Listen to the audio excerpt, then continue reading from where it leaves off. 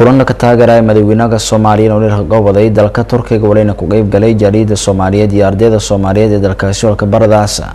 warkun walahan indiray Yuusuf Macalin Maxamed munaasabadan lagu taageeray madaxweynaha cusub ee dalka Soomaaliya mudane Maxamed Cabdullaahi Farmaajo oo si wadajir ah u soo qaban qaabeen ururka codka Soomaaliyeed iyo ururka ardayda Soomaaliyeed ee Istanbul ayaa waxay ka dhacday dalka Turkiga waxaana ka soo qayb galay munaasabadan ardayda wax ka barta jaamacadaha ku yaala dalka Turkiga jaaliyada ganacsato iyo waliba ciidamada Soomaaliyeed ee tababarka u jooga wadanka Turkiga gaar ahaan magaalada Istanbul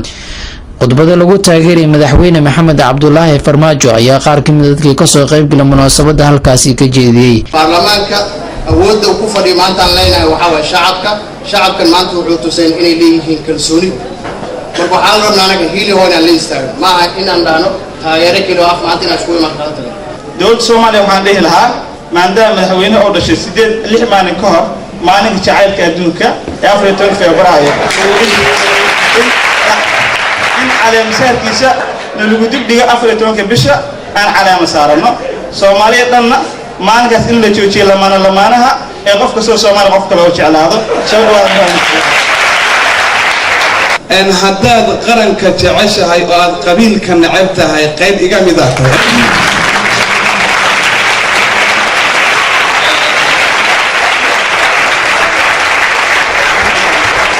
وراه هدان قادنو إن نقول يقال دونا برانه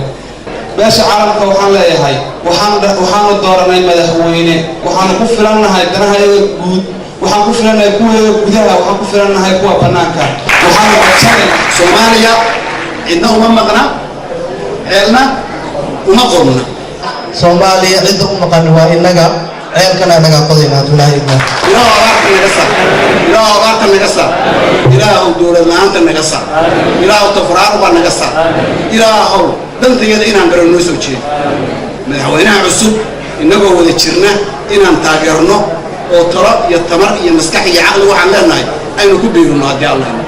هذا ما هي عيدنا قلب السلا وأقول رأسنا إيمان شو هو إيمانك يوم نختلف وما تقول لي أقول الصومالية لما نفس الجوال محاولة هاي منقوليا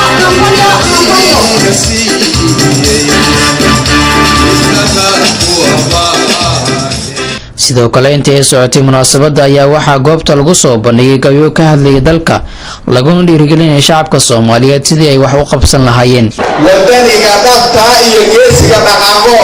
inuu cadawga dhaawaco ama dunta kala jaro dhufaysiga dhirta u galay